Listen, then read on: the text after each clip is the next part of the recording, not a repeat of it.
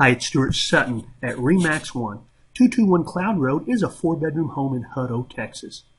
It's got a unique setting, a beautiful lot. As you approach, you notice there's no home to the back or the side, so it's a nice private setting for this house.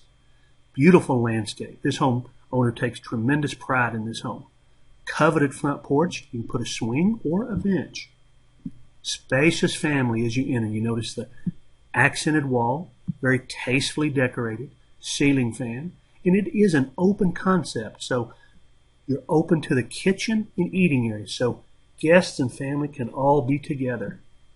You do have Sile stone counters, once again tasteful decor, wonderful cabinetry.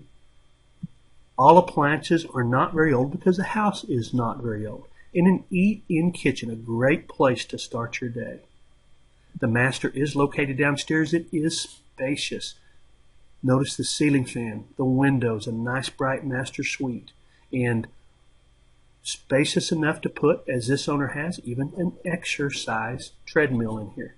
The master bath is spacious with double vanity and big closet. As you go upstairs, you notice the small loft. You can actually put a desk up here, as this owner has.